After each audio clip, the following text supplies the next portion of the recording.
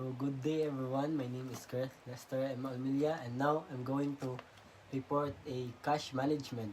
So first is what is cash management and why is it essential for a business? So cash management is a process of overseeing and optimizing a company cash inflows and outflows to ensure there is enough liquidity to meet short-term obligations and to manage financial stability. It involves managing money, coming inflows and outflows to maintain a healthy cash balance. So why it is essentials, no?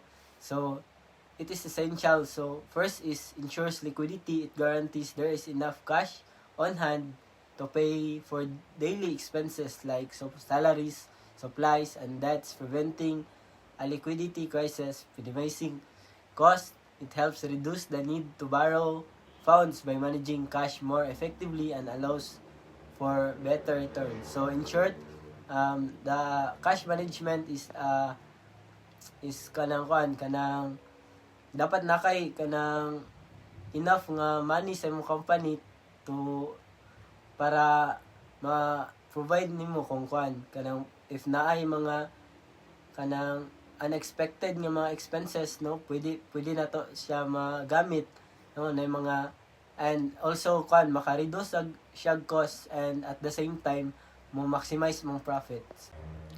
So second is what are the motives of holding cash? So one of the motive of holding cash is to meet day-to-day operational needs.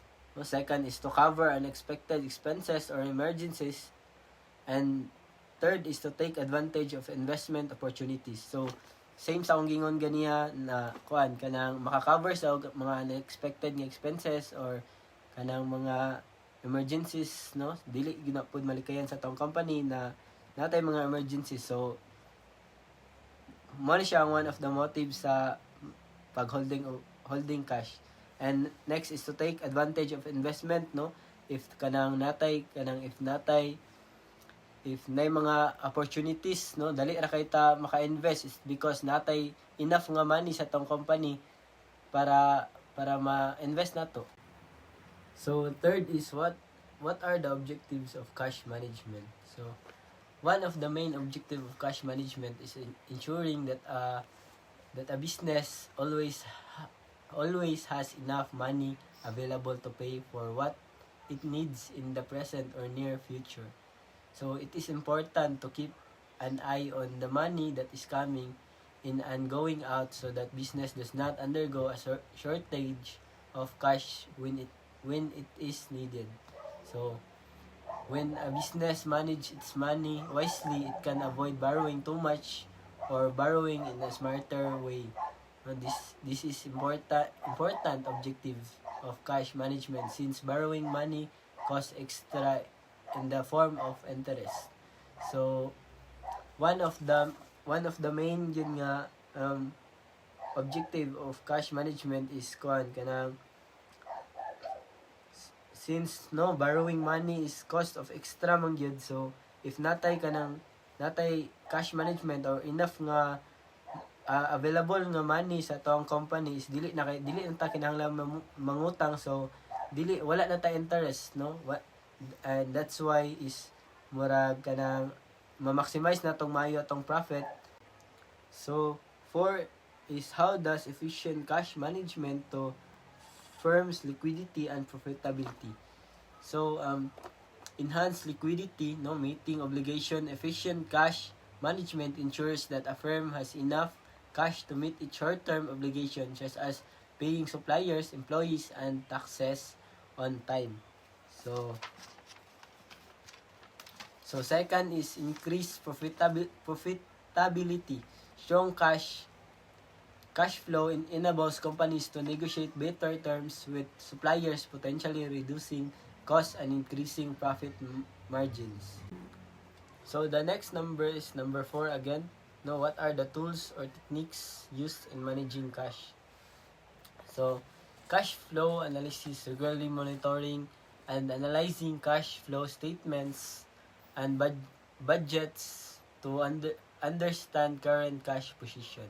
Next is building and maintaining cash reserves, keeping a rainy day fund to cover unexpected costs or emergencies. No, same ra gyapon sa gingon gina. And next is expense control, putting in place processes and approval steps to manage and limit unnecessary spending.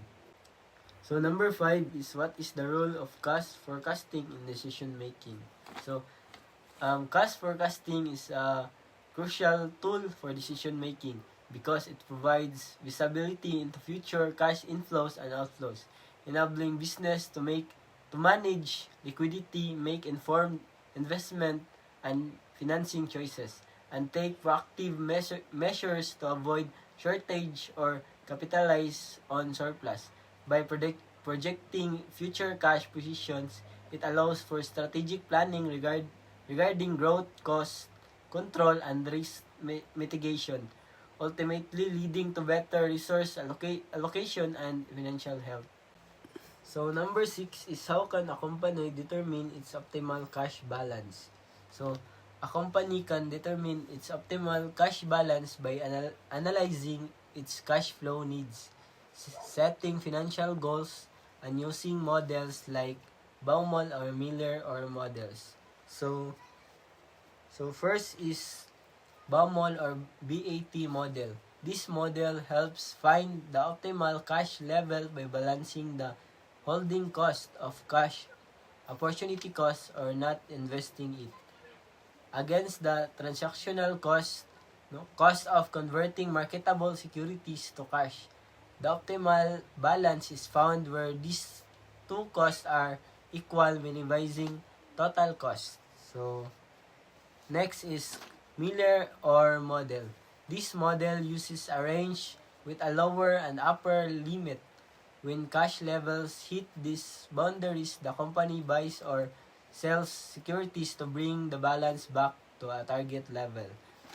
This is useful for firms with more volatile cash flows that assume in the Baumol model. Optimal cash balance is the amount of cash that minimizes the total cost of holding and managing cash for your business. So number 7 is what are the best practices for accelerating cash inflows and controlling cash outflows. To accelerate cash inflows, promptly bill customers and offer initiatives for early payment, while controlling cash outflows involves managing expenses, optimizing inventory, and negotiating longer payments term with suppliers. Effective cash flow management also relies on accurate forecasting using technology for automation and building strong vendor relationships. So number 8 is how do business invest surplus cash while maintaining liquidity. So businesses can invest surplus cash while maintaining liquidity by using short-term low-risk options like money market funds, treasury bills, and certificates of deposit. Other methods include bank sweeps accounts that automatically move funds, reinvesting in growth opportunities, or allocating funds to pay down debt. So number 9 is what are some internal controls measures that can prevent cash mismanagement or fraud. So internal controls to prevent cash mismanagement or fraud is first is documenting all transactions with receipts and logs. Second is safeguarding cash in secure locations like safe or lock boxes.